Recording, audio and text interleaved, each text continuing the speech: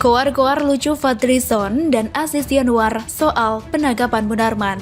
Ditulis oleh Sardi di sewar.com. Munarman ditangkap. Inilah headline yang sangat heboh kemarin sore. Hingga grup WhatsApp dan forum medsos yang biasanya agak sepi semenjak Rizik ditangkap, kini menjadi ramai kembali. Munarman ini sama pentingnya dengan Rizik. Bahkan, ada yang mengatakan justru Munarman adalah otaknya dan Rizik hanyalah dalangnya. Pada tahun 2015, sebuah foto menunjukkan Munarman mengikuti baiat ISIS di Makassar. Sebenarnya, ini bukti yang kuat. Meskipun Munarman mengaku tak tahu kalau itu adalah acara baiat, tapi karena ada dugaan dia juga hadir di baiat kota Jakarta dan Medan, putuslah logika dan pembelaan Munarman. Dia ditangkap karena hasil penelusuran dan pengembangan kasus penangkapan beberapa tindak kejahatan. Bahkan kabarnya di lokasi markas FPI di Petamburan ditemukan adanya cairan triaceton triperokside.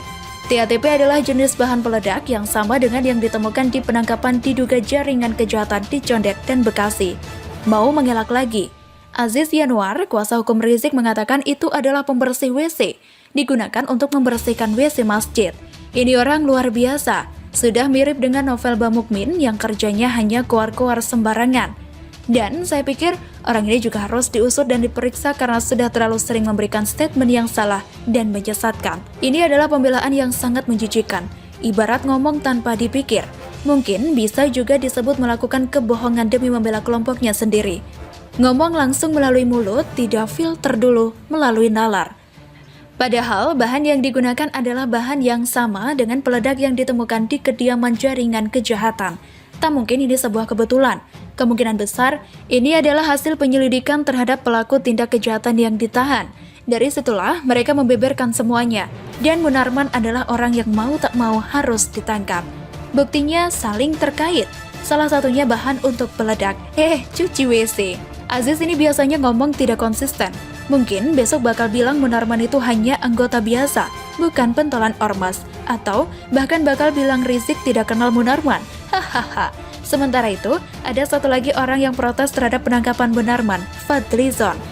Melalui akun Twitternya, dia mengatakan bahwa dia mengenal baik Munarman dan tidak percaya tuduhan tindak kejahatan yang dialamatkan kepada Munarman. Tuduhan ini dianggap mengada-ngada dan kurang kerjaan. Ini juga sama ngawurnya.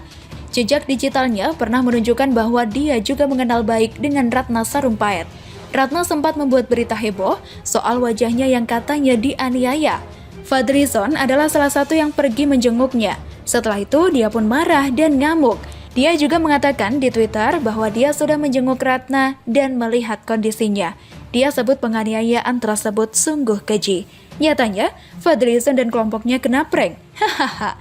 Sampai-sampai mereka semua kocar-kacir dan segera cuci tangan, layaknya pengecut yang ketahuan berbuat salah. Mereka panik lalu mengaku salah setelah ditipu. Ratna pun dibuang dan ditinggalkan, dilepehin dengan sangat tidak terhormat.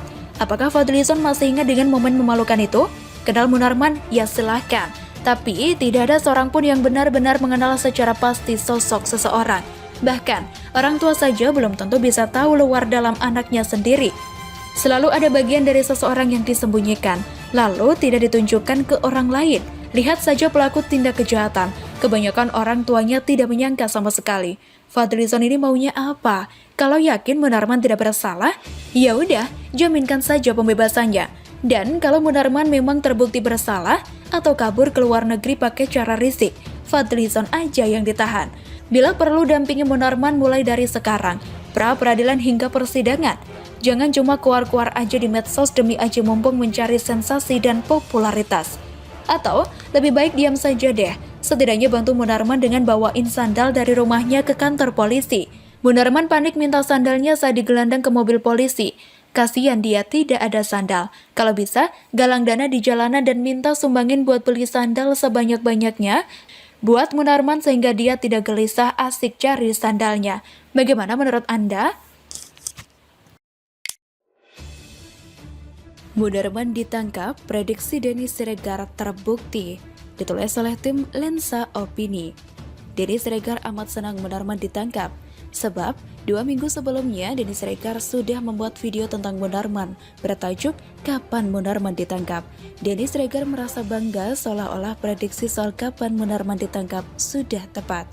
Munarman ditangkap di kawasan Pamulang, Tangerang Selatan pada Selasa 24 April 2021 ini. Munarman berhasil ditangkap tanpa ada perlawanan berarti. Sekedar protes kecil dari Munarman. Bahkan Munarman tidak diberi kesempatan untuk memakai sandal. Kabar ini tentu saja mengejutkan sekaligus membahagiakan mayoritas rakyat Indonesia. Sebab sosok yang disebut-sebut lebih berbahaya dibanding Rizik akhirnya ditangkap. Mayoritas rakyat sudah gregetan dan bertanya-tanya kenapa Munarman tidak juga ditangkap. Padahal Imam Besar FPI atau Rizik saja tidak sulit untuk ditangkap. Apakah Munarman punya backing yang begitu kuat sehingga seolah tak tersentuh? Sulitnya menangkap Munarman akhirnya memunculkan praduga dan teori konspirasi. Teori ini tentu sangat sulit dicerna akal sehat dan sangat kecil kemungkinannya. Teori yang lebih masuk akal adalah Munarman memang sosok yang sangat berbahaya, bahkan lebih berbahaya dibanding Rizik. Munarman disebut-sebut aktor di balik doktrinisasi anggota FPI sehingga rela mati demi melindungi Rizik. Menangkap Munarman sebenarnya tidak sulit. Yang sulit adalah menemukan bukti dan alasan yang menjadi legitimasi untuk menangkap Munarman.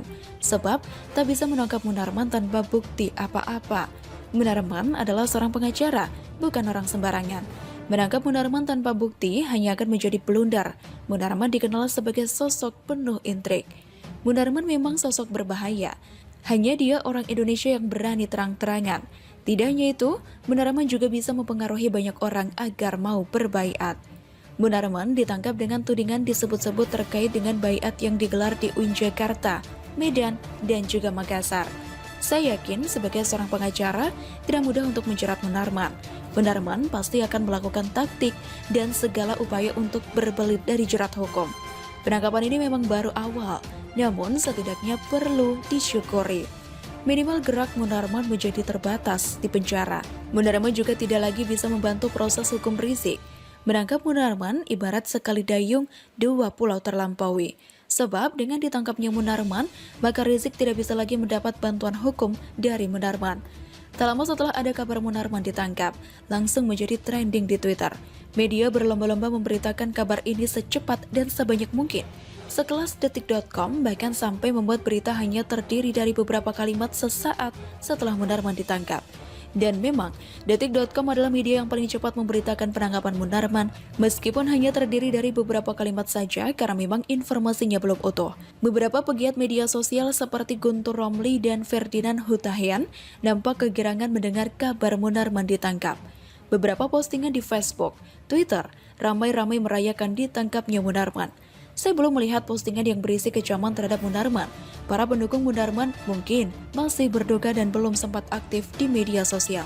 Melihat euforia publik mendengar ditangkapnya Munarman, tak berlebihan jika hari Munarman ditangkap adalah hari kemenangan.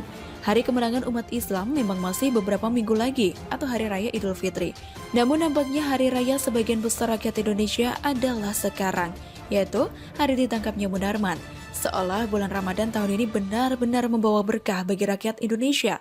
Sebab sosok berbahaya yang sudah lama bebas berkeliaran akhirnya ditangkap. Bahkan saking senangnya Munarman ditangkap, ada yang sempat membuat jokes dengan menyamakan Munarman dengan setan. Sebab pada bulan Ramadan, konon iblis dan setan dikerangkeng dan dipenjara, serta tidak bisa berkeliaran. Dan kebetulan Munarman ditangkap di bulan Ramadan. Ada-ada saja, WKWK. Begitulah kira-kira kisah Munarman dan katanya sih tanpa bersandal. Ngakak so hard. Hahaha, sandal mana?